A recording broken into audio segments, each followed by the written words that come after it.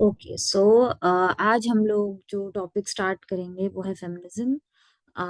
सबसे पहले आप लोग बताइए कि आप फेमिनिज्म वर्ड से क्या समझती हैं, क्या इसका मीनिंग है और क्या जानती हैं आप इस टर्म के बारे में ऑलरेडी।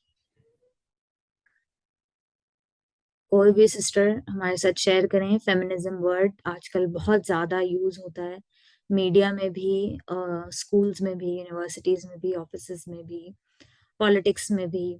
तो फेमिनिज्म का मतलब क्या है? जी अस्सलाम वालेकुम मैम। वालेकुम अस्सलाम दीबा।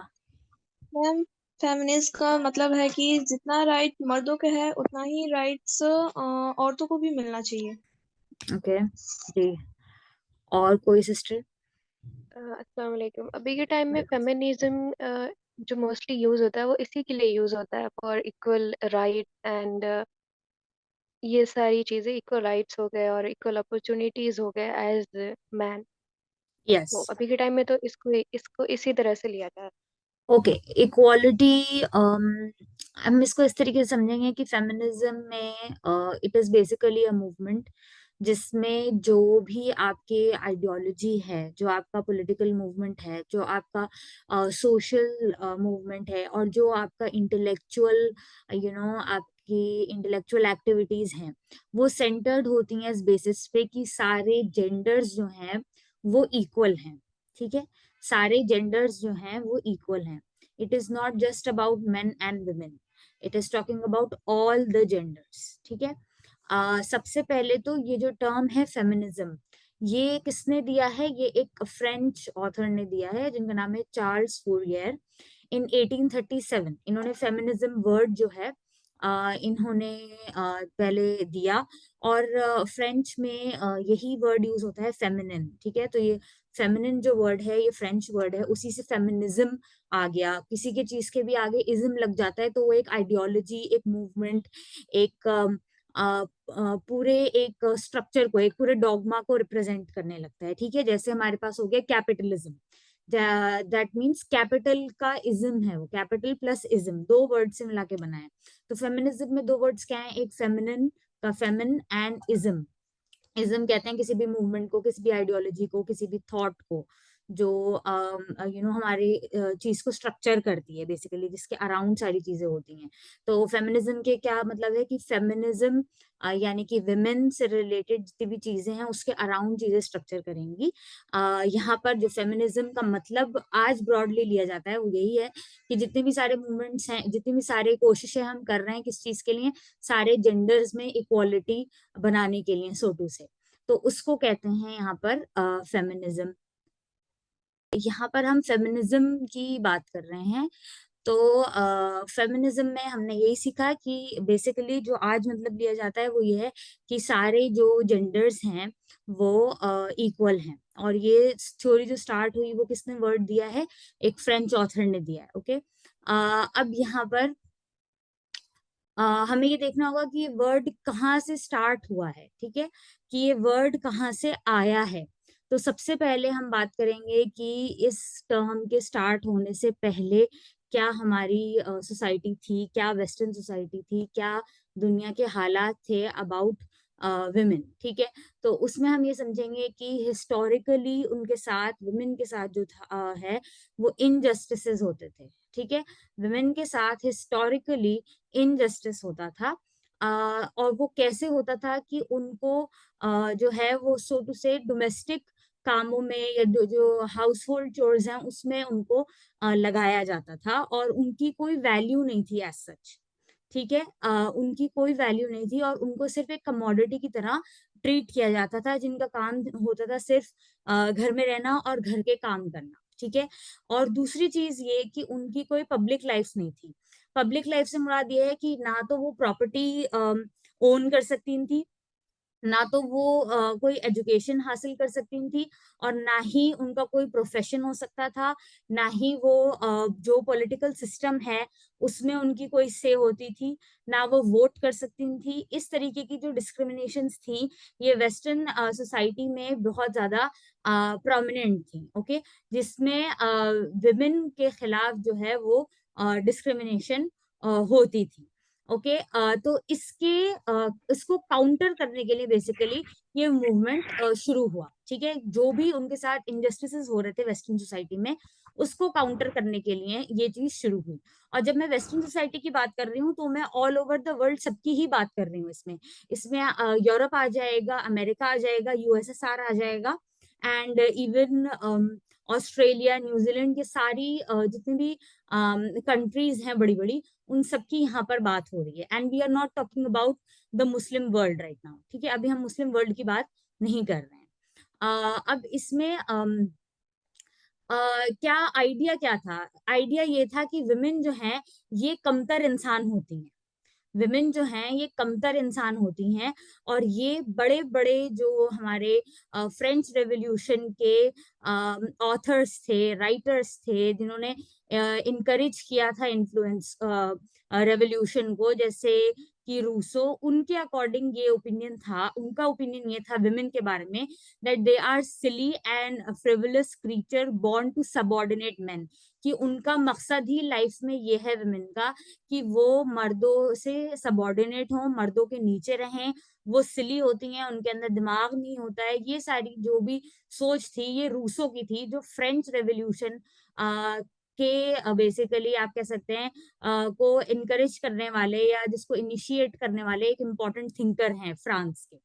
तो इस तरीके की सोच थी इंटेलेक्चुअल तबके में भी, यूरोपियन सोसाइटी में, विमेन को लेकर, ठीक है। और फिर इसके बाद जो मूवमेंट शुरू होता है वो शुरू होता है कि विमेन और मेन हर चीज में इक्वल हैं, सोशली भी, पॉलिटिकली भी, एंड इकोनॉमिकली भी। एंड इन तीनों सेक्टर्स में हमें काम करना है कि हम जो दोनों जेंडर्स हैं, मतलब जो दो जेंडर्स हैं उनके बीच में हम इक्वालिटी लाएंगे, जो हमें अभी तक डिनाई की गई है, ठीक है। तो यहाँ पर हम लोग क्या बात कर रहे हैं? यही बात कर रहे हैं कि जो भी हिस्टोरिकल इनजस्टिस था, चाहे वो हो क्रिश्चियन रिलीजन की इंटरप्रिटेशन की वजह से, चाहे वो हो जो मोनार्की थी उनकी, उसकी वजह से, या और जितनी भी वजह से जो भी विमेन के साथ गलत हो रहा था, उसके रिटेलिएशन में ये मूवमेंट स्टार्ट होता है। ओके एंड इनका मकसद ये होता है that we have to be equal to men, that women have the right to be equal to men in all sectors of life, ठीक है। चाहे वो एजुकेशन हो, सोशल सेक्टर हो, पॉलिटिकल सेक्टर हो, या इकोनॉमिक सेक्टर हो। तो अब फेमिनिज्म की कुछ वेव्स हैं, मतलब हम फेमिनिज्म का जो पूरा मूवमेंट है जो शुरू होता है 18-19 सेंचुरी से और अभी तक जो चल रहा है, उसको 4 वेव्स में बेसिकली डिवाइड कर सकते हैं। और हर वेव में अलग अलग जो फेमिनिज्म का मूवमेंट है उसके अलग अलग आप कह सकते हैं एम्स या ऑब्जेक्टिव्स रहे हैं, ठीक है। तो हम जो ब्रॉड ब्रॉड चीजें हैं उनको स्टडी करेंगे यहाँ पर ब्रीफ में, क्योंकि फेमिनिज्म एज अ मूवमेंट बहुत ज्यादा डाइवर्स है, उसके अंदर बहुत सारे सब डिविजन्स हैं। तो अभी टाइम कंस्ट्रेंट की वजह से हम सारे डिविजन्स को नहीं पढ़ सकते हैं, लेकिन हम जो स्टार्ट कर रहे हैं वो हिस्ट्री ऑफ फेमिनिज्म से कर रहे हैं कि फेमिनिज्म, फेमिनिस्ट मूवमेंट है, और कैसे कैसे जो है वो ये जो फेमिनिस्ट मूवमेंट है इसमें अलग अलग टॉपिक्स को जो लोग हैं वो लेते हैं और वो लाइमलाइट में आते हैं और वो उस वेव को डिफाइन करते हैं। वेव का मतलब जो नॉर्मली होता है इंग्लिश में वो यही होता है, लहरें। तो लहर का मतलब ये है कि कौन सी चीज सबसे इंपॉर्टेंट रही फर्स्ट वेव में, कि सबसे पहले जो फेमिनिस्ट मूवमेंट आगे बढ़ा तो उसमें कौन सी चीज इंपॉर्टेंट रही, फिर सेकंड वेव में कौन सी चीज इंपॉर्टेंट रही। तो फर्स्ट वेव जो हमारी शुरू होती है वो होती है around 18 in the late 19th century, ठीक है। So in the late 19th century ये वेव बेसिकली शुरू होती है, जिसमें फॉर्मली चीजें होना शुरू होती हैं। उसका जो बेसिस होता है वो पहले से होता है, जैसे कि आप यहाँ पे देख सकते हैं कि पहला जो एक ऐसा चीज लिखी गई बाय अ वुमेन इन 1791, जहां पर विमेन से रिलेटेड कि वो प्रॉपर सिटीजन हो सकती हैं, वो चीज यहाँ पर सबसे पहले एक वुमेन ने लिखी, और उन्होंने एक अपने सूडोनेम से लिखी, या आप कह सकते हैं पेन नेम से लिखी। ओके सो इनके जो राइटिंग है उसका नाम है declaration of the rights of women and citizens. तो यहाँ पे विमेन को एज सिटीजन्स उन्होंने सबसे पहले जो है उनका ट्रीटमेंट जो है एज ए सिटीजन होना चाहिए, वो चीज यहाँ पर क्लेम करती हैं जो ऑथर हैं वो। एंड ये पब्लिश हुआ 1791 में।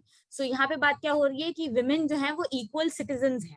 अभी तक वेस्टर्न सोसाइटी में विमेन को इक्वल सिटीजन जो है वो नहीं माना जा रहा था, कि वो स्टेट की इक्वल सिटीजन है, ये चीज नहीं मानी जा रही थी। तो इसको काउंटर करने के लिए ये पहला जो हम कह सकते हैं कोई इंपॉर्टेंट राइटिंग जो है वो इसको कंसिडर किया जाता है। फिर इसके साथ साथ एक जो बहुत ही इम्पोर्टेंट वर्क है जिसको सारे जो भी फेमिनिज्म या जेंडर स्टडीज या वुमेन स्टडीज के स्टूडेंट्स होते हैं वो पढ़ते ही पढ़ते हैं, वो है a vindication of the rights of women. और ये लिखा है मेरी वॉल्स्टनक्राफ्ट ने इन 1792। एंड ये जो बुक है ये इसमें टोटल 13 चैप्टर्स हैं, और इसमें इनका मेन फोकस काफी उससे सिमिलर है जैसे हम लोग भी बात करते हैं कि अगर विमेन जो है वो एजुकेटेड नहीं होंगी तो वो अच्छी सिटीजन नहीं बन सकती, अच्छी मदर नहीं बन सकती, अच्छी डॉटर नहीं बन सकती। तो इनका जो वर्क है 13 चैप्टर्स में इनकी बुक डिवाइडेड है, उसमें जो मेन टॉपिक्स जो इन्होंने डिस्कस करे हैं वो एजुकेशन से रिलेटेड है।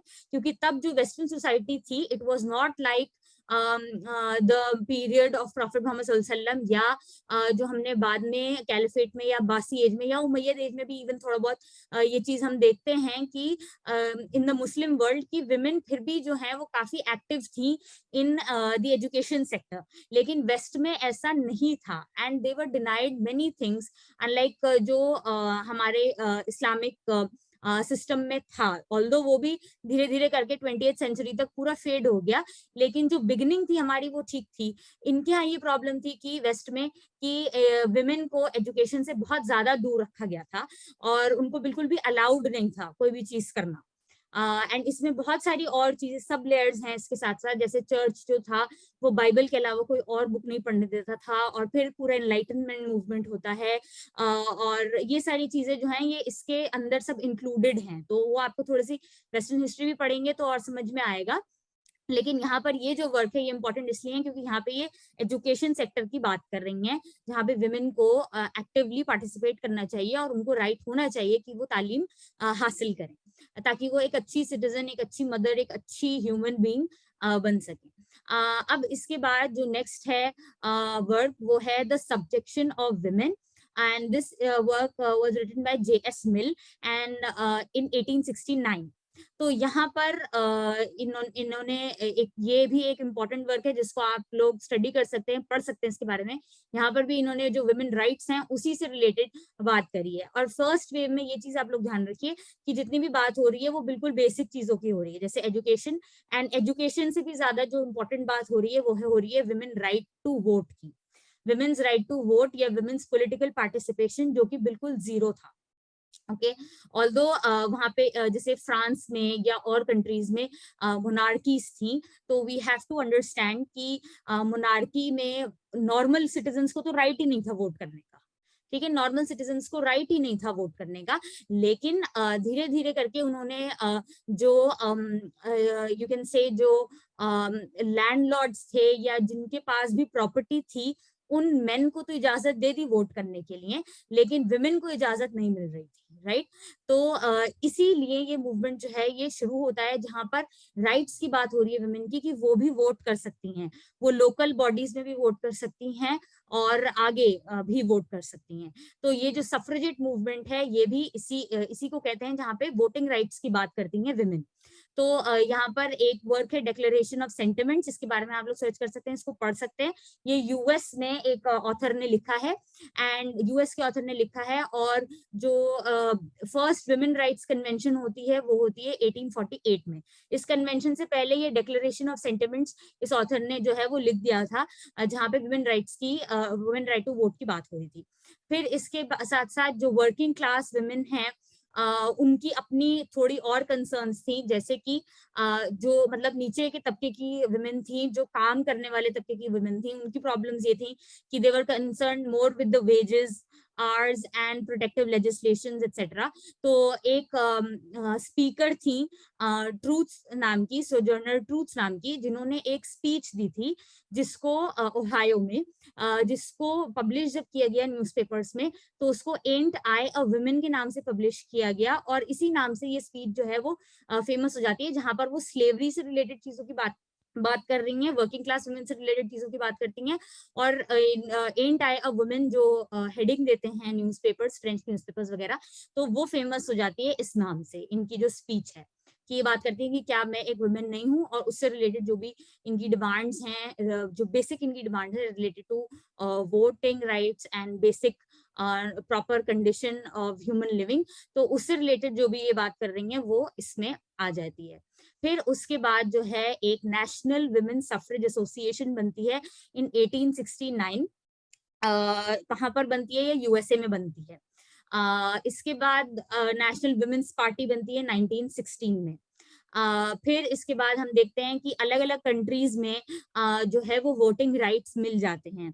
अब इसको आपको एसोसिएट करना पड़ेगा, अगर आपने थोड़ी सी हिस्ट्री पढ़ी है तो रशिया से भी, इन द सेंस यूएसएसआर से, जो बोल्शेविक रेवोल्यूशन होता है 1917 में, उसके बाद जो कम्युनिस्ट होते हैं वो अपने मैनिफेस्टो में, क्योंकि वो बार बार विमेन राइट्स की भी बात करते हैं, क्योंकि उनको जो वर्किंग क्लास है वो उस पर फोकस करते हैं, तो वो दोनों मेन और वुमेन को एज इक्वल लेबरर्स ट्रीट कर रहे हैं। तो वो वुमेन को इस चीज में जो है वो इक्वल समझते हैं मेन के, कि वो भी वर्क कर सकती हैं, काम कर सकती हैं। तो इसलिए जब वो आते हैं बोल्शेविक रेवोल्यूशन के बाद यूएसएसआर में रूल करने के लिए, तो वो लोग जो हैं वो देते हैं right to vote to women, ठीक है, और वो पूरा इक्वल राइट देते हैं वुमेन को वोट करने के लिए, यूनिवर्सल राइट देते हैं। ये चीज इन्फ्लुएंस करती है और कंट्रीज को, जैसे कि जर्मनी को, जहाँ पे वोटिंग राइट्स मिलते हैं 1918 में, यूएस को जहाँ पे वोटिंग राइट्स मिलते हैं 1920 में, यूके में 1928 में मिलते हैं, स्पेन में 1931 में, इटली एंड फ्रांस में 1945 में। तो आप इमेजिन कर सकते हैं जो कंट्रीज आज बात करती हैं वुमेन राइट्स की, जैसे कि फ्रांस, वो कब उनका रेवोल्यूशन होता है और उसके ऑलमोस्ट 150-200 साल बाद उनको वोटिंग राइट्स मिलते हैं, वुमेन को पूरे वोटिंग राइट्स जो उनको मिलते हैं। ऐसी कंट्रीज जैसे स्विट्जरलैंड वगैरह हैं, वहां पे 1970s में उनको मिले हैं वोटिंग राइट्स। तो वी हैव टू अंडरस्टैंड कि ये जो, अगर हमें आज ये बताया जाता है कि वहाँ पे बहुत ज्यादा आजादी है, वहाँ पे बहुत ज्यादा फ्रीडम है, वो कंट्रीज बहुत ज्यादा एडवांस हैं, बहुत प्रोग्रेसिव हैं, वुमेन को बहुत ज्यादा सपोर्ट करती हैं, तो ऐसा नहीं है। ना ही उनकी हिस्ट्री ऐसी रही है जिसको उन्होंने कवर करने की कोशिश करी है, और ना ही उनका जो अभी रिसेंट हिस्ट्री है वो भी ऐसी है जो बहुत ज्यादा वुमेन को सपोर्ट करती है। दिस इज, आप खुद ही सोचिए, इवन इंडिया और पाकिस्तान में जो वोटिंग राइट्स मिल गए थे वुमेन को, वो आजादी के साथ ही मिल गए थे, लेकिन जो यूरोपियन सोसाइटी है वहां पर उनके इंडिपेंडेंस के या उनके मॉडर्न वर्ल्ड में आने के बाद उनको कितने साल तक वुमेन को वेट करना पड़ा इस चीज के लिए कि उनको वोटिंग राइट्स मिले। ओके, एंड यहाँ पे एक चीज और ये भी समझ लीजिए कि हमारे यहाँ इंडिया पाकिस्तान में या सब कॉन्टिनेंट में कोई ऐसा एज सच मूवमेंट नहीं हुआ है जिसमें औरतें जो हैं वो वोटिंग राइट्स मांग रही हों अपने लिए, ठीक है। वहां पे कोई ऐसा हमारे यहाँ मूवमेंट नहीं हुआ है जहाँ पे वोटिंग राइट्स मांगे गए हों। हमें अल्हम्दुलिल्लाह जो 1947 के बाद ही वुमेन को जो है वो वोटिंग राइट्स मिले थे इक्वल टू मेन। एंड उसके पहले भी जो ब्रिटिश गवर्नमेंट के अंडर भी इलेक्शंस होते थे, वहां पर भी आई थिंक 1930 से वुमेन जो है वो पार्टिसिपेट करती थी इलेक्शंस में वोट करने के लिए। तो this tells us the stark reality of the west, जहां पर काफी स्ट्रगल के बाद वुमेन को ये बेसिक राइट दिया गया है कि उनकी कोई पॉलिटिकल से हो सकती है। ना ही तो इस्लाम में ऐसा है और ना ही सब कॉन्टिनेंट में भी ऐसा ऐसा है। अब इसके बाद ये first wave of feminism, I hope आप लोगों को समझ में आई हो, जहां पर औरतें जो हैं वो किस हुकूक की बात कर रही हैं, पॉलिटिक्स में अपनी इन्वॉल्वमेंट का, और इन्वॉल्वमेंट का किस सेंस में कि वो वोट कर सकें, ठीक है, कि वो वोट कर सकें जैसे बाकी बहन जो है वो वोट कर रहे हैं। अब जो सेकेंड वेव ऑफ फेमिनिज्म है, इसके बारे में हम लोग देख लेते हैं। सबसे पहले यहाँ पर है कि inspired by civil rights movement की, कि यहाँ पर जितनी भी बात हो रही है वो हो रही है सिविल राइट्स की, वर्किंग की, मतलब कि काम कर सकती हैं, जॉब कर सकती हैं, इक्वल पे होनी चाहिए फॉर इक्वल लेबर, फिर लीगल इनइक्वालिटी नहीं होनी चाहिए, फिर सपोर्ट करना चाहिए विमेन को जो काम करने के लिए ऑफिस जाती हैं या बाहर जाती हैं, उनके लिए ऐसे मैकेनिज्म्स होने चाहिए जैसे क्रच वगैरह, जहाँ पे वो आराम से काम कर सकें। फिर एम्प्लॉयमेंट डिस्क्रिमिनेशन नहीं होना चाहिए। इस तरीके की चीजें जो हैं वो सेकेंड वेव में होती हैं। इसके साथ साथ जो दूसरी चीज होती है वो होती है रिप्रोडक्टिव राइट से रिलेटेड, अबॉर्शन से रिलेटेड, कि अगर कोई कराना चाहता है तो वो करा सकता है। My body my choice, personal is political, ये सारे जो नारे होते हैं ये सेकेंड वेव को डिफाइन करते हैं।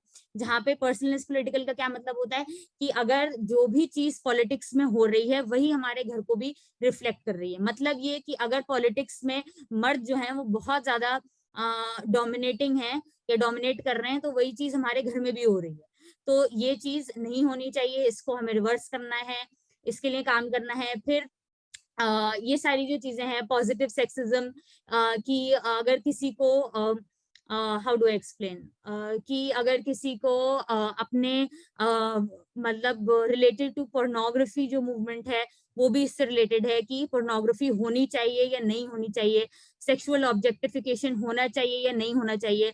इस पीरियड में काफी सारे जो सब डिविजन हो जाते हैं फेमिनिज्म मूवमेंट के, ठीक है।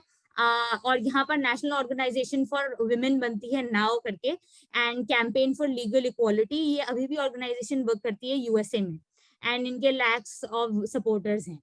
तो ये बेसिकली वुमेन राइट्स से रिलेटेड ही काम करते हैं, और कैसे कैसे जो जहाँ पे वुमेन काम कर रही हैं वर्किंग स्पेस में, वहाँ पे उनको इक्वालिटी मिलनी चाहिए, और क्या क्या इसके लिए उन्होंने लॉज जो हैं वो उसकी डिमांड करती हैं। अब इसके साथ साथ ये समझना जरूरी है कि जो सेकेंड वेव है ये होता है 1960s में। 1960s में सेकेंड वेव है ऑफ फेमिनिज्म शुरू होता है ये, और ये होता है दैट मीन्स वर्ल्ड वॉर के बाद। तो जो सेकेंड वर्ल्ड वॉर के बाद है, जब कंट्रीज डिवाइड हो गई हैं, जब सब लोग अपने वापस आ गए हैं अपने अपने डोमेन में, तो अब लड़कियां जो काम कर रही थी, क्योंकि वर्ल्ड वॉर में जाहिर है बहुत सारे लोगों की डेथ होती है, बहुत सारे जो मैन होते हैं वो मर जाते हैं ऑब्वियसली वॉर में जाके, तो उनके पीछे किसने काम संभाला होता है, विमेन ने संभाला होता है। अब ये है कि अब जब वो लोग वापस आ गए हैं या इतना टाइम हो गया है, तो अब जो सोसाइटी है या जो भी उनकी ऑर्गेनाइजेशन है जहाँ पे वो काम करती हैं, वो प्रेफर नहीं करती कि वो विमेन को जॉब दें, क्योंकि नाउ दे हैव मेन। तो इसलिए ये मूवमेंट और ज्यादा बढ़ता है कि अब उनकी जरूरत नहीं है तो अब उनको काम नहीं दिया जा रहा है, तो फिर वो अपने काम के लिए आगे उसकी डिमांड करती हैं कि हमें भी जॉब मिलनी चाहिए, हमें भी काम करना चाहिए। ये है सेकेंड वेव, ठीक है। और इसमें कई सारे वर्क्स भी हैं जो लिखे गए हैं इस पीरियड में, जैसे कि द सेकंड सेक्स, ये एक बुक है। फिर सेक्सुअल पॉलिटिक्स, ये भी एक बुक है। द डायलेक्टिक ऑफ सेक्स, ये भी एक इम्पॉर्टेंट बुक है। जो जो इम्पोर्टेंट बुक्स हैं वो मैंने यहाँ पे मेंशन कर दी हैं। आप लोग इसको पढ़ सकते हैं, देख सकते हैं। द फीमेल यूनिक, इनको आप पढ़िए, समझ में आएगा आपको कि किस तरीके की उस टाइम पे बात हो रही थी। ये समझिए कि 1860s से जो है वो सेकेंड वेव शुरू होती है, जहाँ पे बात होती है कि विमेन जो है वो वर्क कर सकती हैं, वर्क रिलेटेड राइट्स को अपने डिमांड करती हैं, और रिप्रोडक्शन से रिलेटेड अपने राइट्स जो हैं वो डिमांड कर रही हैं। अब इसमें भी लेकिन डिविजन है, इन द सेंस कैसे कि जैसे व्हाइट विमेन जो हैं वो ये कह रही हैं कि हमें ये राइट होना चाहिए कि हम अबॉर्शन कर सकें, ठीक है, हम बेबी को अबॉर्ट कर सकें। और यहीं पर यही विमेन, यही जो फेमिनिज्म मूवमेंट लोग चला रहे हैं, इनको इसकी कोई फिक्र नहीं होती है कि जो ब्लैक विमेन है उनके साथ फोर्स्ड स्टेरिलाइजेशन टेक्निक्स उनके ऊपर यूज की जा रही हैं। क्यों? क्योंकि वो ब्लैक हैं। तो फेमिनिस्ट मूवमेंट भी जो है इसमें काफी सारे डिफरेंसेस हैं, और इसीलिए हम इसको समझने की कोशिश कर रहे हैं ताकि हमें समझ में आए कि इसमें फ्लॉज क्या क्या हैं। तो ये भी जो सेकेंड वेव है ये बिल्कुल ऐसी आप ये नहीं समझ सकते फर्स्ट वेव भी या सेकेंड वेव भी सारी ही में कि ये सब कुछ विमेन के लिए ही कर रही हैं, ठीक है। इसमें बहुत सारी प्रॉब्लम्स हैं और बहुत सारी ऐसी लेयर्स हैं जिसकी वजह से इन्होंने बाकी विमेन को पीछे छोड़ दिया है, या सिर्फ एक ही पर्टिकुलर ग्रुप की बात हो रही है और दूसरे की नहीं हो रही है।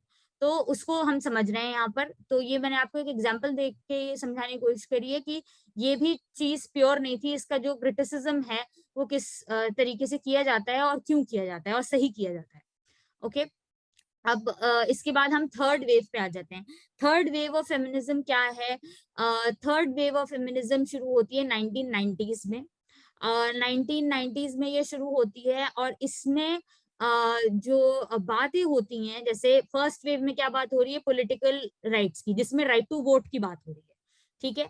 सेकेंड वेव में क्या बात हो रही है कि वो काम कर सकती हैं और उनके लिए वैसे लॉज बनाने चाहिए जिससे वो इजीली काम कर सकें। और इसके साथ साथ क्या बात होती है सेकेंड वेव में, ये होती है कि रिप्रोडक्शन राइट्स मांगती हैं, वो अपने रिप्रोडक्टिव राइट्स मांगती हैं। फिर इसके साथ थर्ड वेव में क्या चीज मांग रही है वो, थर्ड वेव में इंटरसेक्शनैलिटी की बात हो रही है। इंटरसेक्शनैलिटी किसको कहते हैं कि उन विमेन की बात होती है जो कि जिनको मल्टीपल डिस्क्रिमिनेशन फेस करने पड़ते हैं। मल्टीपल डिस्क्रिमिनेशन का मतलब क्या होता है कि यहाँ पर अब सिर्फ व्हाइट विमेन की बात नहीं होगी, मतलब व्हाइट अपर क्लास विमेन की बात नहीं होगी सिर्फ, यहाँ पर अब बात होगी ब्लैक वुमेन की, क्योंकि वो डिस्क्रिमिनेशन दो तरीके से फेस कर रही है ना, एक ये कि वो ब्लैक है और एक ये कि वो वुमेन है, ठीक है। या अगर हम अपने कॉन्टेक्स्ट में समझें कि अगर एक मुस्लिम लड़की है इंडिया में तो उसको दो डिस्क्रिमिनेशन फेस करनी पड़ेंगी। एक डिस्क्रिमिनेशन ये कि वो लड़की है, ठीक है, और एक डिस्क्रिमिनेशन ये कि वो मुस्लिम है। तो ये रेस और क्लास और कास्ट और इकोनॉमिक बैकग्राउंड जब ये सारी चीजें एक साथ मिल जाती हैं तो फिर जो मल्टीपल लेयर्स हो जाती हैं डिस्क्रिमिनेशन की या डिफर्ड ट्रीटमेंट की, उसको इंटरसेक्शनैलिटी कहते हैं। तो इस वेव में इस पे फोकस रहा, ठीक है। एंड यहाँ पर ये समझना जरूरी है कि थर्ड वेव में बहुत ज्यादा यूनिवर्सिटीज में जो है विमेन स्टडी डिपार्टमेंट्स खुलने लगे और विमेन राइट्स से रिलेटेड और विमेन स्टडीज या जेंडर स्टडीज से रिलेटेड जो सब्जेक्ट्स हैं वो पॉपुलर होने लगे, ठीक है। इसमें ये चीज भी समझना जरूरी है कि जो पोस्ट मॉडर्न अकेडमिया है उससे ये इन्फ्लुएंस है। पोस्ट मॉडर्न किसको कहते हैं, उसको कहते हैं कि gender narratives, gender narrative sorry, मतलब जो मास नैरेटिव्स हैं मॉडर्न वर्ल्ड के, जो एनलाइटमेंट एज के जो मास आप समझ सकते हैं नैरेटिव्स हैं या जो ग्रैंड नैरेटिव्स हैं, उसको काउंटर जब किया जाता है तो उसको पोस्ट मॉडर्निज्म कहते हैं। और वो ग्रैंड नैरेटिव्स क्या थे, वो थे जैसे मार्क्सिस्ट थ्योरी या कैपिटलिस्ट थ्योरी। तो ये सारी जो चीजें हैं ये मॉडर्न वर्ल्ड में आ जाएंगी और पोस्ट मॉडर्न में क्या आ जाएगा, उनकी क्रिटिक आ जाएगी। और माइक्रो लेवल पे जब हम काम करते हैं तो उसको पोस्ट मॉडर्न बोलते हैं, ठीक है। तो यहाँ पर री डेफिनेशन होती है किस चीज की, हम रीडिफाइन करते हैं थर्ड वेव फेमिनिज्म में क्या चीज रीडिफाइन होती है, idea of gender, beauty, sexuality, femininity, womanhood, ये सारी चीजें जो हैं ये रीडिफाइन होती हैं। मैंने जो बिल्कुल फर्स्ट लेक्चर था उसमें जब स्टेटस ऑफ वुमेन की बात करी थी तो ये बात मैंने की थी वहां पर कि जो डिफरेंस होता है जेंडर और सेक्स के बीच में उसको इतना नुमाया किया गया है और इसकी वजह से जो है प्रॉब्लम्स आती हैं। अब जेंडर और सेक्स का डिफरेंस जो है ये नॉर्मली लेमैन को नहीं मालूम होता, हम लोग उसको इंटरचेंजेबली यूज कर लेते हैं, लेकिन ऐसा है नहीं। जेंडर का मतलब और सेक्स का मतलब बिल्कुल डिफरेंट है। सेक्स का मतलब ये होगा कि जो आप के बायोलॉजिकल आपका मेकअप है वो आपका सेक्स है।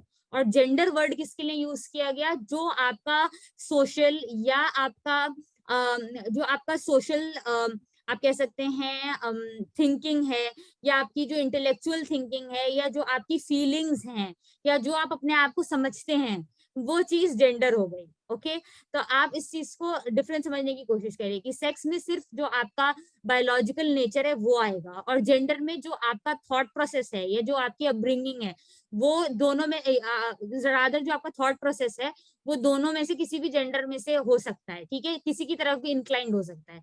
तो इसलिए उसके लिए ये लोग जेंडर वर्ड यूज करते हैं।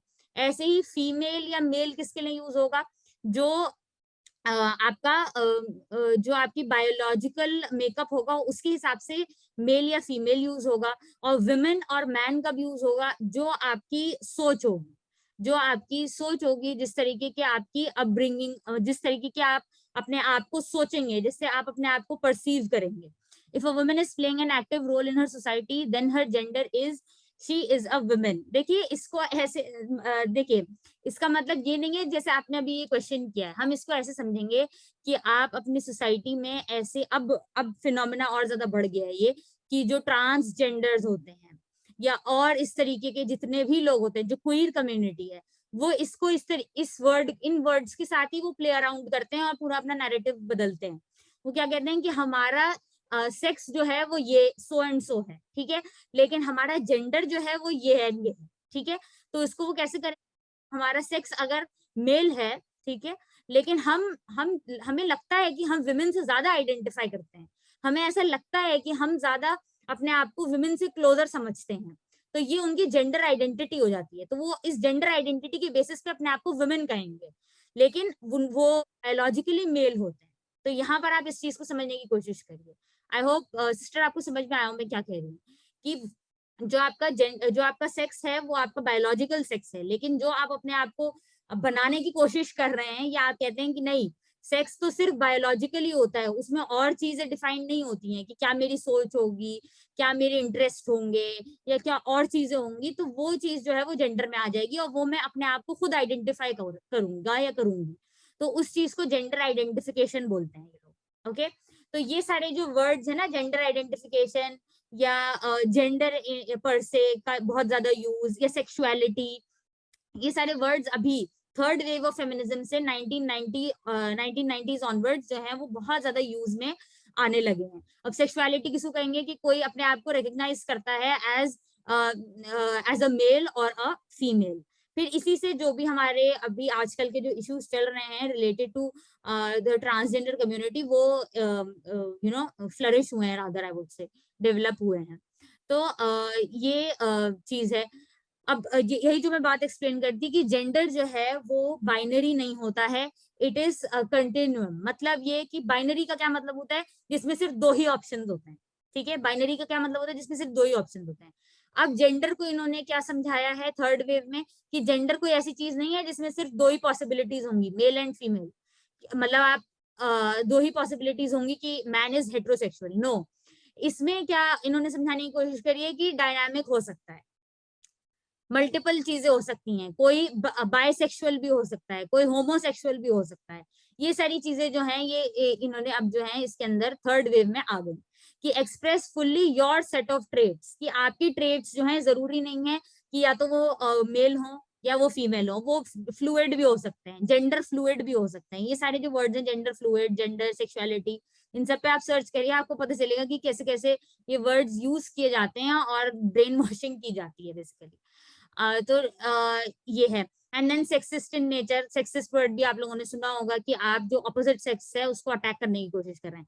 अब इसकी जो इम्पोर्टेंट राइटिंग्स हैं आप उनको देख सकते हैं, the Virginia monologues and right girls movement. ये भी एक मूवमेंट है यूएसए का, आप इसके ऊपर सर्च करिए, आपको पता चलेगा कि कैसे इन लोगों ने जो है अपने आप को बढ़ाने के लिए क्या क्या चीजें करी, किस तरीके से जो है अपने यही सारी जो इनकी जेंडर से रिलेटेड डिबेट है उसको आगे बढ़ाने की कोशिश करी है।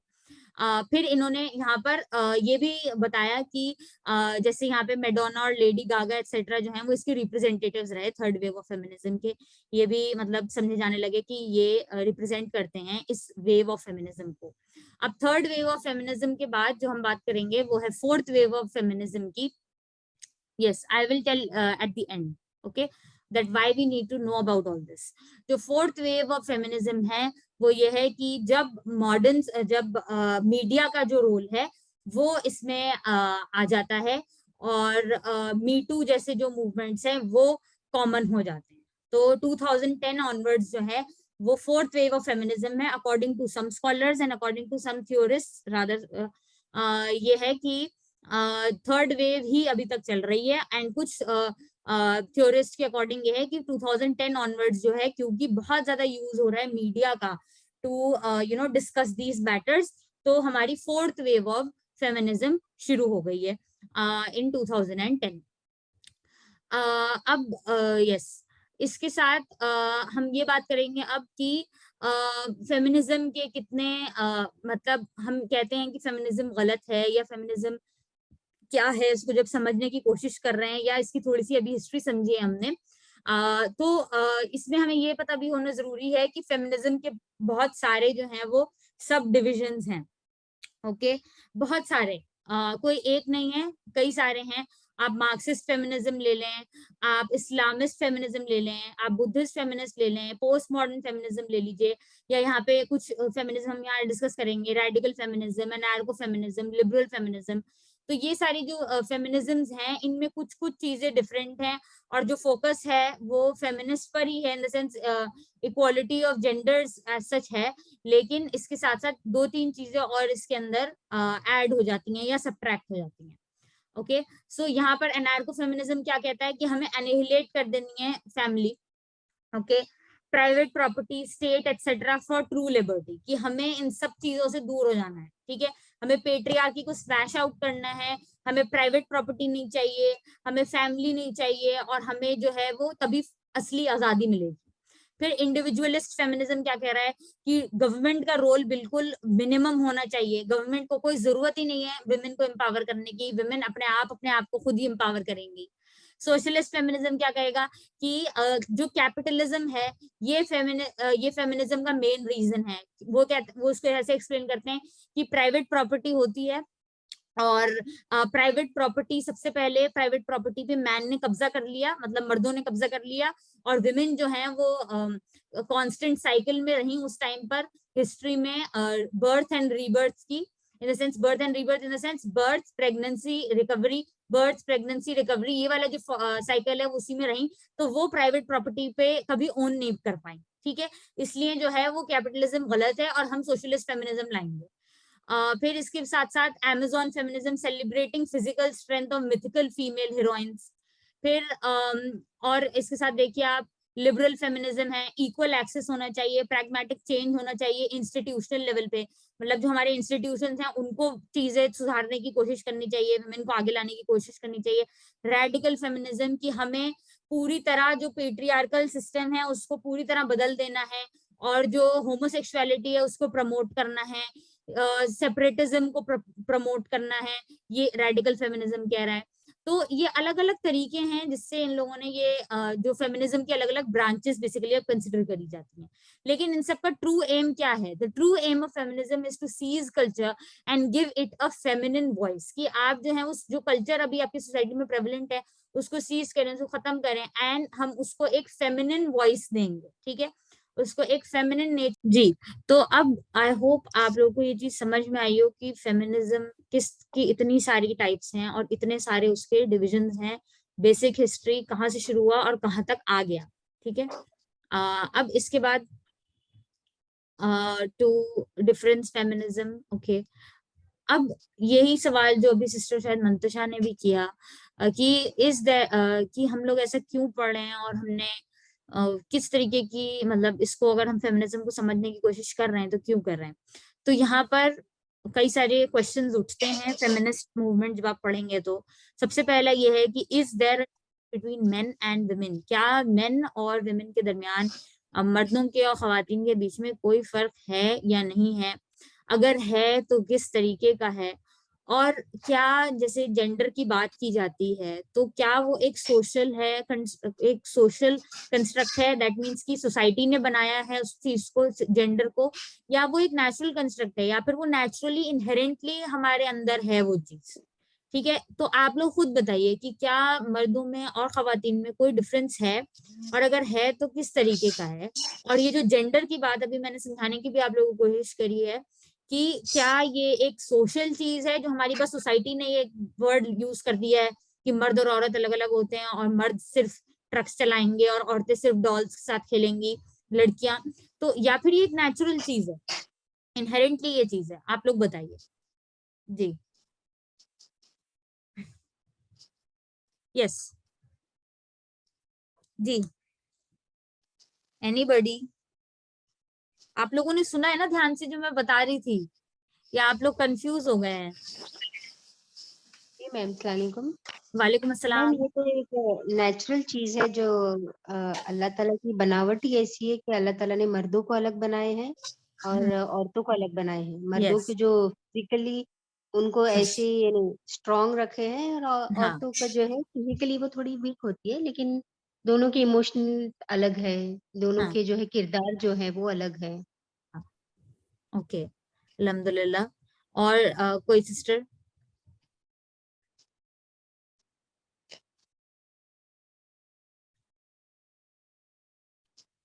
both have their role to play. Yes, five sister.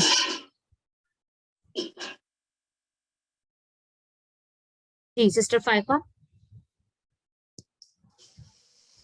मुझे लगता है कि अल्लाह ने हम लोग को लाइक पहले जैसे आदम अलैहिस्सलाम थे और हव्वा अलैहिस्सलाम थे, उन लोग को तो ऐसा पैराडाइज में रख रखा था, और वो दोनों उस टाइम पे बच्चों की तरह थे, तो उस टाइम वो सब इक्वल थे। लेकिन जो इंसिडेंट हुआ उसके बाद अल्लाह ने सबके रोल्स सेट कर दिए, एंड तब से like as a Muslim you being a Muslim means to surrender to God's will. So as a Muslim जो भी गॉड ने हमारे लिए रोल्स सेट किए हैं, हम उसी की तरफ जाते हैं, फॉलो करते हैं, और वो हमारे अंदर डीपली ऐसा इनहेरिटेड हो गया है। एंड सेकेंड चीज ऑफ कोर्स हमारी चॉइसेस भी है, because you can choose whether you want to stay a Muslim, a true Muslim और नॉट। Okay, but और as plus if you read it scientifically as well, you will notice कि the structure of female and male human are different to the bones. The pelvis of women is very different to the pelvis of men, because women are supposed to carry babies. yes, okay, So we are different on many levels.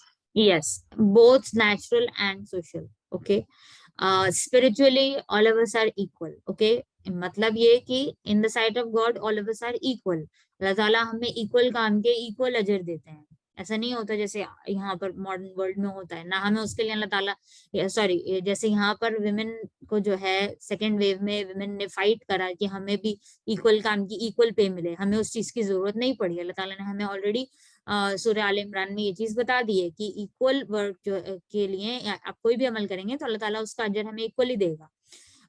Similarly जैसे कि अभी आपने बोला कि जो हमारा natural makeup है वो डिफरेंट है, जो हमारी थिंकिंग, जो हमारी थॉट प्रोसेस है वो डिफरेंट है, जो हमारी बायोकेमिस्ट्री है वो डिफरेंट है, तो ऑब्वियसली हमारे सोसाइटी में जो रूल्स होंगे वो भी डिफरेंट होंगे, वो जरूरी नहीं है कि सेम हो। Right, I am not saying and I am not denying कि जो है आप विमेन जो है कई बार उनको ऐसे काम करने की जरूरत पड़ जाती है जो मतलब जो लड़के ज्यादा करते हैं, एंड वाइस वर्सा भी हो सकता है। राइट, लेकिन इसका मतलब ये नहीं है कि आप जो है अपने जो रोल्स हैं उसी को भूल जाएंगे। अल्लाह ताला ने क्या कहा है, इन्ना सायकुम लशत्ता, कि बेशक आप दोनों की जो कोशिशें हैं, आप सबकी जो कोशिशें हैं वो अलग अलग हैं, बिल्कुल डिफरेंट हैं। सूरह लैल हम लोग पढ़ चुके हैं, आयत नंबर 3 और 4। तो अल्लाह ताला ने दोनों को बनाया है और दोनों की जो कोशिशें हैं in this world, they are going to be different. इसका मतलब ये नहीं है कि विमेन पॉलिटिक्स में एक्टिव नहीं होंगी, लेकिन यस वो डिफरेंटली एक्टिव हो सकती हैं। इसका मतलब ये नहीं है कि वो कोई काम नहीं कर सकती हैं, बिल्कुल अल्लाह ताला ने उसकी इजाजत दी, उनको आजादी दी है कि दे कैन वर्क, ठीक है, if they want to, although they don't need to. उनको अल्लाह ताला ने ये ऑब्लाइज, मतलब उनके लिए ऑब्लिगेटरी नहीं है कि वो अपने सर्वाइवल के लिए खुद मेहनत करेंगी, नो। लेकिन यहाँ पर हमें ये चीज समझने की जरूरत है कि ये जो मेन और विमेन का डिफरेंस बताया जाता है, और ये बताया जाता है कि मेन जो है वो जरूरी बुरे ही हैं और विमेन जो है वो सुपीरियर हैं, और पेट्रियार्कल सिस्टम में ये बताया जाता है कि मेन जो है वो बहुत ज्यादा सुपीरियर हैं और विमेन जो है वो बिल्कुल ही इंफीरियर मखलूक हैं। और वो हजरत हवा से इस चीज को एसोसिएट करते हैं, जो क्रिश्चियन फिलोसफी है या जूइश फिलोसफी है। तो ये सारी चीजें गलत हैं। इस्लाम ने हमें क्लियरली चीज बताई है, आदम अलैहिस्सलाम के बारे में, हव्वा अलैहिस्सलाम के बारे में भी, और हमें ये भी पता है कि अगर कोई डिफरेंस है तो उनको हमें एम्ब्रेस करना है। एंड जैसे अभी एक सिस्टर ने लिखा है यहाँ पर चैट बॉक्स में that it is created in a balance, both men and women have been created in a perfect balance, and जो उनकी बेसिक ड्यूटीज हैं या जो भी उनके काम है वो एक साथ करेंगे, and they are going to work like two wheels of a cycle, ठीक है, एक साथ मिल के काम करेंगे। अगर एक भी व्हील जो है वो वर्क नहीं करेगा तो चीज गाड़ी आगे नहीं बढ़ेगी। राइट, तो दोनों को साथ में मिलके अपना अपना काम करना है, एंड दोनों को ये कोशिश नहीं करनी है कि मैं ऑपोजिट जेंडर की तरह बन जाऊं। ओके, हमें ऑपोजिट जेंडर की तरह नहीं बनने की कोशिश करनी है, जैसे आजकल के सोसाइटी में हो रहा है अनफॉर्चुनेटली, कि चाहे वो ड्रेस कोड के हिसाब से हो या चाहे वो आपके बिहेवियर के हिसाब से हो, सोसाइटी में इन सब चीजों में लोग जो है वो ऑपोजिट जेंडर को कॉपी करने की कोशिश कर रहे हैं। लेकिन ये चीज बिल्कुल जो है वो गलत है एंड अनरिक्वायर्ड है, मतलब इसकी जरूरत नहीं है हमारी सोसाइटी को, ठीक है। अब इसके साथ साथ यह है, should there be equality with men, इसको हमने अभी डिस्कस किया कि किस रिगार्ड में हमें इस्लाम बताता है कि इक्वालिटी होनी चाहिए, किस रिगार्ड में यह है कि जिसकी चीज की जरूरत ही नहीं है, उनका प्लेइंग फील्ड अलग है, आपका प्लेइंग फील्ड जो है वो अलग हो जाता है। कई चीजों में, लेकिन कई चीजों में जिसमें सेम है, जैसे इस्लाम में बिल्कुल सेम है, अल्लाह ताला के सामने बिल्कुल सेम है, तो वर्क वो इक्वली करेंगी। जैसे हमने अभी पढ़ा है रोल मॉडल्स के बारे में, सहाबियात के बारे में, वो जिहाद भी कर रही हैं, वो हिजरत भी कर रही हैं, वो पढ़ भी रही हैं, वो इंटेलेक्चुअली भी साउंड है, वो घर में भी परफेक्टली अपनी ड्यूटीज निभा रही हैं। तो ये सारी चीजें करनी है। एंड किस तरीके से पॉसिबल है, अगर इक्वालिटी है, मैंने ये मेंशन किया, और position on marriage, divorce, family, sex, homosexuality, contraception, birth control, abortion, child care, ये चीजें हम लोग प्रीवियस क्लासेस में ऑलरेडी अल्हम्दुलिल्लाह जो है वो डिस्कस करके ही यहाँ तक पहुंचे हैं। तो आई होप आप लोगों को इसका आंसर्स जो है वो आपके पास हो, अगर आपसे भी कोई ये क्वेश्चन करे। तो कोई भी सिस्टर जो लास्ट चीज यहाँ पे लिखी है कि पोजीशन ऑन मैरिज क्या होनी चाहिए, डिवोर्स क्या होनी चाहिए, फैमिली क्या होनी चाहिए, इससे रिलेटेड अगर आप लोगों के जहन में कोई बात आ रही है तो प्लीज अभी हमारे साथ शेयर करिए। और अभी तक की क्लासेस को करने के बाद आपको क्या समझ में आया है इससे, वो भी प्लीज शेयर कर दीजिए। जी। मैम अस्सलाम वालेकुम। वालेकुम अस्सलाम। एक्चुअली फेमिनिज्म के चक्कर में जो है औरतों ने अपने आप को और भी ज्यादा, मेरे हिसाब से मेरा पॉइंट ऑफ व्यू है कि परेशानी में डाल दिया। जब वो फेमिनिज्म के नारे को लेकर उठी तो दुनिया ने भी उसका जो है और भी ज्यादा फायदा उठा ली। उसने ये बताई कि जब हम मैन एंड वुमेन इक्वल है, हम उनके बराबर काम कर सकते हैं, तो सोसाइटी ने भी उनको वही जो रात भर काम करो, कॉल सेंटर्स वगैरह के जो है इस तरह से जॉब ओपन कर दिए। जब उन्होंने बताया कि हम मैन एंड वुमेन इक्वल है, तो जितना बरहाना अगर आदमी हो सकते हैं तो हम भी होकर बता सकते हैं, तो सोसाइटी ने उनका फायदा उठाई। अब वही जो है डायरेक्टर प्रोड्यूसर्स औरतों को जो है इन्हें बरहाना करके कोई उसमें उनको शर्म नहीं लगती। तो ये फेमिनिज्म के बोलते ना नारे को ऊंचा करने में और अपने आप को प्रूफ करने की हालत में आज औरत ने अपने आप को ही जो गिरा दी, और जो है वो सोसाइटी में खुद इतनी बदनाम होके रह गई, लेकिन अभी भी उसका एहसास नहीं है। हम्म।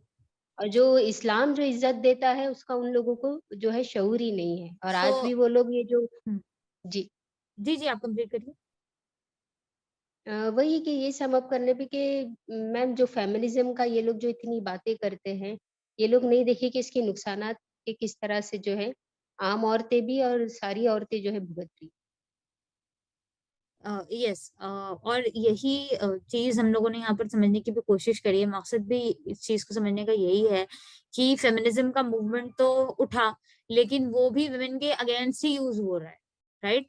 फेमिनिज्म के मूवमेंट का अगर मतलब ये था कि वुमेन को राइट्स मिले, उनके साथ अगर कोई डिस्क्रिमिनेशन थी तो उसको सॉल्व किया जाए, लेकिन उनका जो मतलब जिस एक्सट्रीम पे वो लोग चले गए, या जिस तरीके के मेथड्स उन्होंने यूज किए, और फिर जो डिफरेंसेस आ गए, तो उस चीज को जो है वो पूरी सोसाइटी ने विमेन के अगेंस्ट ही जो है वो यूज किया है, राइट। यही आपने कहा है। एग्जैक्टली क्योंकि एग्जैक्टली। जी, क्योंकि मतलब इस तरीके से फेमिनिज्म का मूवमेंट तो इसलिए था ना कि जो जो चीज में विमेन पीछे रह गई हैं और जिसमें उनको आगे लाना जरूरी था, वो उन्होंने, ठीक है, उनकी इंटेंशन अगर ये थी कि ठीक है जहां पर जरूरी है उनको आगे लाना, जैसे एजुकेशन में जरूरी है आगे लाना, लेकिन फिर उन्होंने उसको इतना ज्यादा बढ़ा दिया कि वो उनके अगेंस्ट ही चला जाए।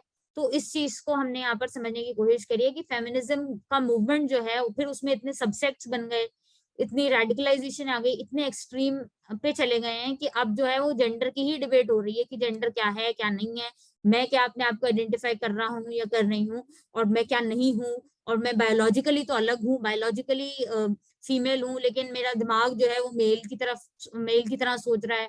तो ये जो सारी, एंड मेरी जो इंक्लिनेशन है वो अब फीमेल्स की तरफ ही हो गई है। तो ये सारी चीजें जो है, ये इन सब ने जो है वो कंफ्यूज करके रख दिया सोसाइटी को, और वुमेन को भी और मेन को भी इन जनरल। क्योंकि फेमिनिस्ट मूवमेंट ने सिर्फ लड़कियों को अफेक्ट नहीं किया है, इक्वली पूरी सोसाइटी को अफेक्ट किया है। एंड ऑब्वियसली वुमेन को ज्यादा किया है, उन्होंने ज्यादा इसकी वजह से झेला है, जैसे कि अभी इकोनॉमिक सेक्टर में आपने एग्जाम्पल दिया। तो ये चीज है। अब ये है कि कुछ ऐसी चीजें जो हमें समझना जरूरी है, वो ये है कि एक विमेन अगर फेमिनिस्ट मूवमेंट है, या अगर भी आज भी अगर हम किसी सो कॉल्ड फेमिनिस्ट से बात करते हैं, तो कई बार ऐसा लगता है कि वो किसी इंफीरियोरिटी कॉम्प्लेक्स का शिकार है, और वो कॉन्स्टेंटली कोशिश यही कर रही है कि मैं बस ऑपोजिट जेंडर की तरह बन जाऊं।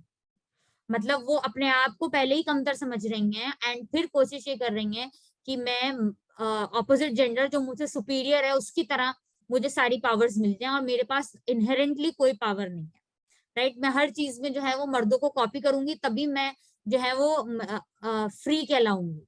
अदरवाइज मेरी जो अपनी जात है या मेरी जो अपनी पोजीशन है वो बहुत ज्यादा वीक और कमजोर है, ठीक है। इसके साथ साथ ये कि वो जो अपनी नेचुरल उनकी ड्यूटी है उसको नहीं समझ पा रही हैं और उसको भी इंफीरियर ही समझती हैं, जिसकी वजह से भी प्रॉब्लम होती है। फिर वो ये समझती हैं कि अब मैं भी मर्दों की तरह बाहर काम करूंगी, तो फिर वो अपने आप को डबल बर्डन में डाल देती हैं।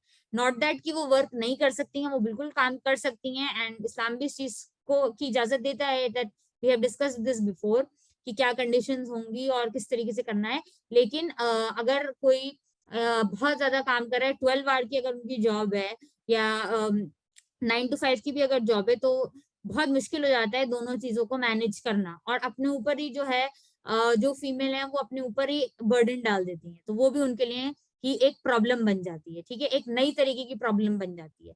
फिर human equality but not uniformity. यहाँ पर बात हम इक्वालिटी की अगर कर रहे हैं तो इक्वालिटी हाँ होनी चाहिए, जैसे इस्लाम भी इक्वालिटी की बात करता है, लेकिन इसका मतलब ये नहीं है कि सारी चीजें जो हैं वो यूनिफॉर्म होंगी। यूनिफॉर्म और इक्वालिटी में, यूनिफॉर्मिटी एंड इक्वालिटी में जो डिफरेंस है वो मेंटेन करना जरूरी है। अगर आप यूनिफॉर्मिटी में जाएंगे तो वो चीज तो पॉसिबल ही नहीं है ना, क्योंकि एक पर्टिकुलर जैसे यहाँ पे एक जो एग्जाम्पल दिया हुआ है वो यही है कि अगर दोनों लोग एक ही चीज को रीच करने की कोशिश करेंगे तो नहीं कर पाएंगे। Only one can be at the position, ठीक है, उसमें यूनिफॉर्मिटी नहीं हो सकती है। लेकिन यस, इक्वालिटी ये होगी कि अगर उनसे गलती होती है तो वो भी इक्वली जिम्मेदार हैं, आपसे गलती होती है तो आप भी इक्वली जिम्मेदार हैं। Third world women protested outside the 1994 International Conference on Population and Development, Cairo, because they believed that the agenda had been hijacked by Europeans and Americans. They had expected to talk about underdevelopment that was holding women back. Instead, conference organizers chose to focus on contraception and abortion. तो वही चीज जो हमने पहले भी पढ़ी second wave में, third wave में, वही चीज यहाँ पर भी कॉमन है कि ये एक्चुअली जो विमेन के साथ बुराइयां हो रही हैं उसकी कोई फिक्र नहीं है। फेमिनिस्ट मूवमेंट को कई बार हम ये उसको इस तरीके से काउंटर कर सकते हैं कि फेमिनिस्ट मूवमेंट जो है वो उसको इस बात की फिक्र नहीं है कि लड़कियां जो है वो पढ़ नहीं रही हैं हमारी सोसाइटी में, या अंडर डेवलप्ड कंट्रीज में लड़कियों की क्या हालत हो रही है या क्या उनके साथ बेसिक डिस्क्रिमिनेशन हो रही है। उनको इंटरनेशनल लेवल पर भी ज्यादा इंपॉर्टेंट ये चीज लगती है बात करना कि राइट टू अबॉर्शन है या नहीं, या कॉन्ट्रासेप्टिव यूज कर सकते हैं या नहीं। तो ये चीज उनकी हिपोक्रेसी दिखाता है या उनका डिसबैलेंस माइंड दिखाता है कि वो सिर्फ अपने लिए ही वर्क कर रही हैं, एंड विमेन इन जनरल के लिए, पूरी जो दुनिया की विमेन है उनके लिए वर्क नहीं कर रही है। इसके साथ साथ they could never very well worry about other matters when their children were dying from thirst, hunger or war. The conference instead centered around reducing the number of third world babies in order to preserve the earth's resources, despite, or is it because of the fact that the first world countries consume much of these resources. ये अजीजा अल Hebrew एक important writer हैं, वो लिख रही हैं ये कि इस कन्वेंशन में जो विमेन आई थी उनको इससे कोई परवाह नहीं थी कि जो बच्चों की जान जा रही है या विमेन के साथ बुरा हो रहा है वॉर प्रोन एरियाज में या थर्ड वर्ल्ड कंट्रीज में जहाँ पे तबाही मची हुई है, उनको बस इस बात की फिक्र है कि जो थर्ड वर्ल्ड है वहां पे ज्यादा पॉपुलेशन ग्रो ना हो, ताकि जो भी रिसोर्सेज हैं वो जो फर्स्ट वर्ल्ड है वही कंज्यूम कर सके। तो यहाँ पर वही डिफरेंस की बात हो रही है, जो वेस्टर्न विमेन दिखाती हैं या जो प्रेजुडिस वो दिखाती हैं या जो सेल्फिश एटीट्यूड होता है उनका टुवर्ड्स थर्ड वर्ल्ड विमेन, ठीक है, या अंडर डेवलप्ड कंट्रीज की विमेन। तो यहाँ पर हम बात इसलिए ये कर रहे हैं कि ये समझाने के लिए कि फेमिनिज्म मूवमेंट से बहुत लोग इंस्पायर हो जाते हैं और बहुत सारे ये समझते हैं कि ठीक है ये विमेन इक्वालिटी की बात कर रहे हैं, लेकिन ऐसा नहीं है। इसमें मल्टीपल इश्यूज हैं, जैसे कि जो अभी हमने जेंडर डिबेट की बात करी है, जैसे कि जो अभी हम बात कर रहे हैं कि ये जो बात कर रहे हैं ये कई बार तो अपने आप को विमेन को ही जो नीचे दिखा देते हैं, खुद ही अपने आप को नीचे पोजीशन में रखते हैं और मर्दों को ऊपर की पोजीशन में रखते हैं, जो जरूरी नहीं है ये रखें। फिर ये कि मतलब कोशिश यही करते हैं कि हम मर्दों जैसे बन जाएं, जिसकी जरूरत नहीं है। फिर ये है कि ये सिर्फ कुछ ही विमेन पे फोकस करते हैं और सारी औरतें जो है दुनिया की उन पे फोकस इनका नहीं होता है। तो ये कुछ फिर इनको इस चीज की भी फिक्र नहीं होती कि जो विमेन पे डबल बर्डन पड़ रहा है उसकी भी इन्हें कोई फिक्र नहीं है। फिर इनको इसकी भी फिक्र नहीं है कि ऑब्जेक्टिफिकेशन हो रहा है विमेन का कुछ सिनेरियोज में। जो कुछ फेमिनिज्म के मूवमेंट हैं जो ऑब्जेक्टिफिकेशन ऑफ विमेन को ये नाम देते हैं कि वो उनकी अपनी चॉइस है। तो ये सारी जो चीजें हैं ये फेमिनिज्म की बिल्कुल गलत है।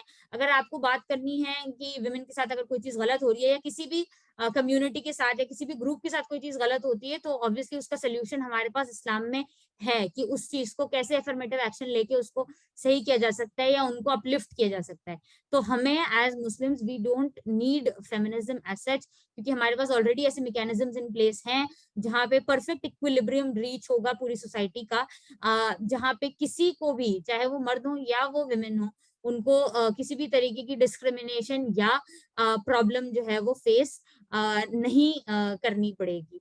तो आई होप आप लोगों को आज की क्लास में कुछ चीजें समझ में आई हों। कि फेमिनिज्म क्या है, वेव्स ऑफ फेमिनिज्म क्या है, कैसे फेमिनिज्म ने किस किस तरह से वर्क किया है और क्या क्या उसकी प्रॉब्लम्स हैं, और कैसे इस्लाम इन प्रॉब्लम्स को जो है, जो हम ऑलरेडी अभी तक क्लासेस में पढ़ चुके हैं, उसको सॉल्व करता है और अच्छे तरीके से सॉल्व करता है। और हमें चाहिए ये कि हम फेमिनिज्म को पढ़ें, अच्छे से पढ़ें। मैं ये नहीं कह रही हूँ कि किसी भी चीज को हम पढ़ेंगे नहीं, हम पढ़ेंगे तभी तो समझेंगे कि उसमें क्या गलत है।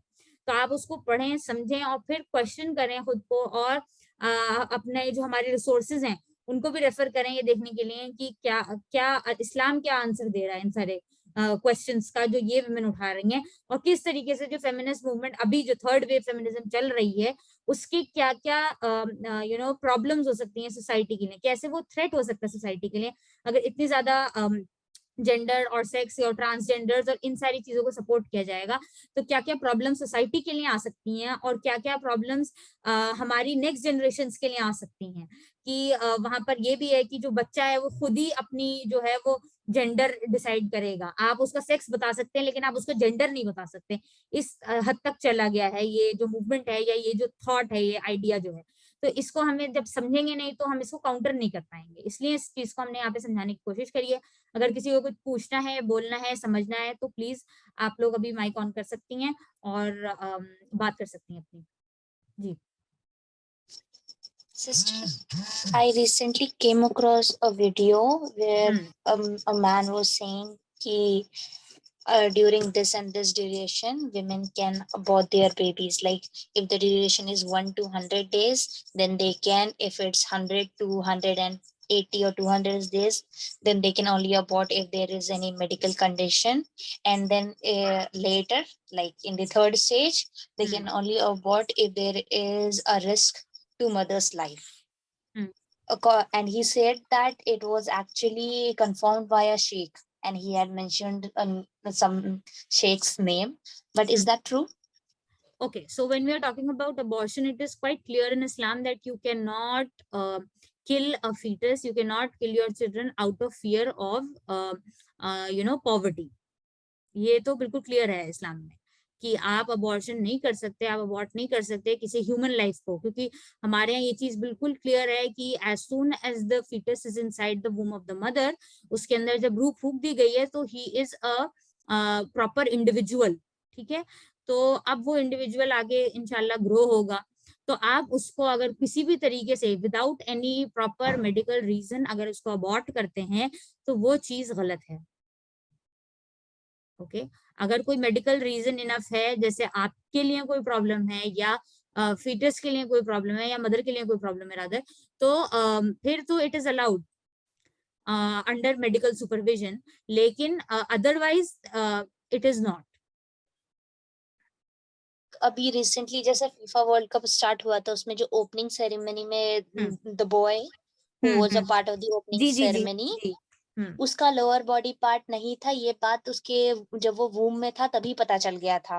And the doctor had actually advised कि he can be like you should abort the baby, it's not safe and this he does not have lower body part. So वैसे कंडीशंस में कर सकते हैं। यस, लेकिन अगर पेरेंट्स आर विलिंग टू, अगर parents को लगता है कि नहीं हमें नहीं करना चाहिए, एंड ठीक है अगर हमारे बेबी को कोई प्रॉब्लम है तो भी हम उसका ध्यान रखेंगे, एंड अल्लाह ताला ने हमें अमानत दी है अगर वो ज्यादा बढ़ के सोचें इस तरीके से तो बिल्कुल उनको कोई जरूरत नहीं है करने की, और उन्होंने सही सोचा और फिर उन्होंने अपने हिसाब से जो उनको सही लगा उन्होंने चीज करी।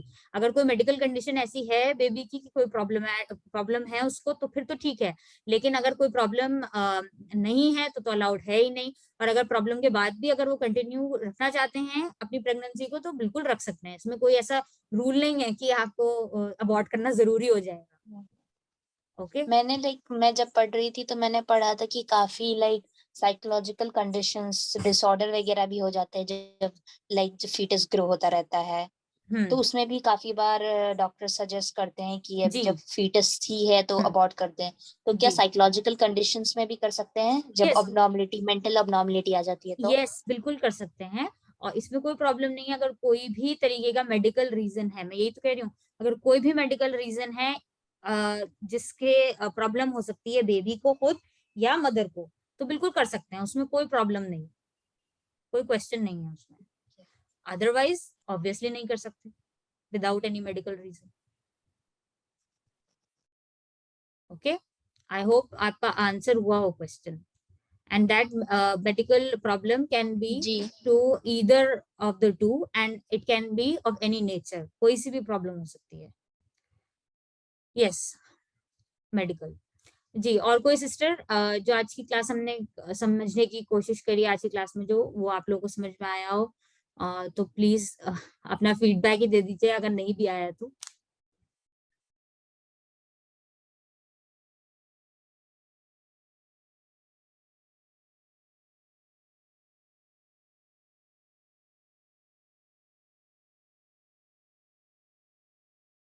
Okay I think